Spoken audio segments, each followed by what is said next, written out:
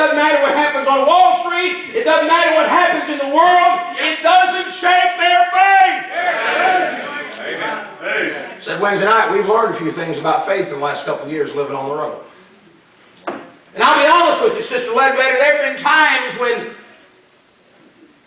I really wondered what in the world God was doing. I didn't understand.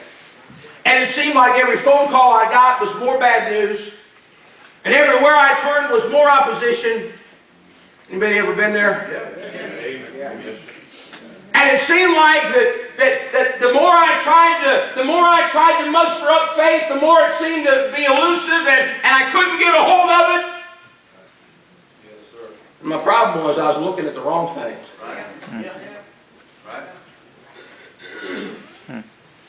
We've got a blind man in our church, back up in Michigan. And I look at Peter and I look at Jesse, folk that don't have the sense of sight. And I watch him. Peter's an usher in our church. His 13 or 14-year-old boy, he'll put his arm on that boy's shoulder. And that boy will lead him down the aisle as he helps take off.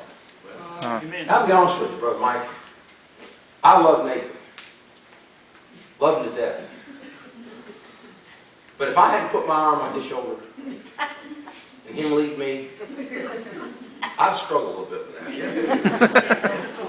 I was trying to get Brother Jack in last night. We got him parked down there between that little box trailer at the end and that Taj Mahal that, amen, Brother Roscoe and his dear wife are staying in. I thought mine was a nice motorhome. I'm jealous now. Amen. And I was backing him in and I forgot about those steps sticking out. Oh, it was a sight. I didn't hit the ground, but it was an interesting couple of seconds of gymnastics. and the reason I almost fell over was because I couldn't see it.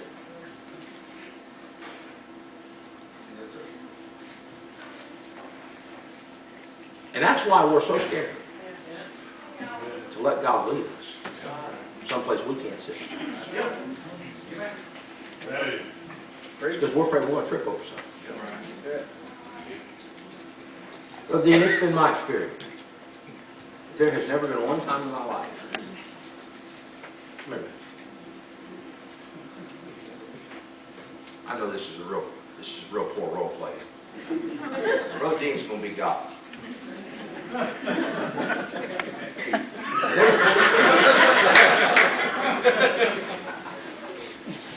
Be nice.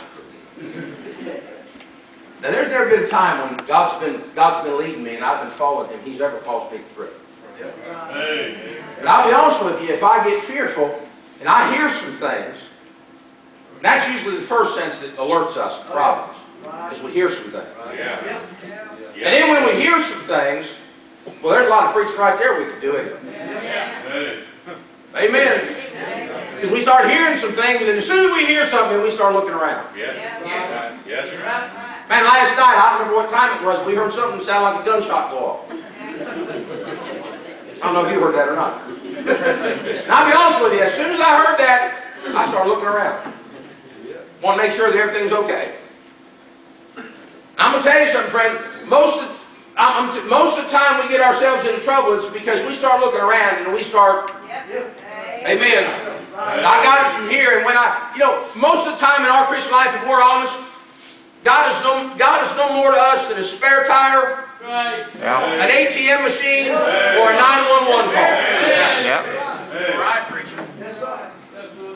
And as long as everything's going well, we pretty well got it. You just hang out there, and I'll be fine. And as soon as I need you, I'll call you again.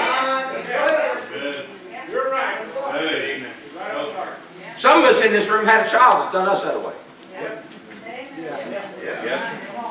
We tried to lead them, and we tried to get them going in the right direction, and then they went off and did some things that they were instructed was going to hurt them, and they thought they knew better. And some of us in this room know a little bit about the hurt as a parent when somebody we've invested our life in and brought up from a little child and taught all the important things in life has decided to go their own way. And I'll be honest with you, there have been a few times in my life when That phone is rung and I hadn't really wanted to answer. Yes. Aren't you glad your God's not that way? He will never sit down like Brother Dennis did.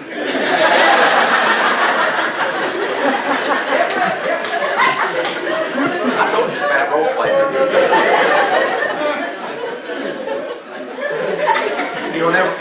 He'll never get off the scene. And as soon as we call, he answers. You can sit down.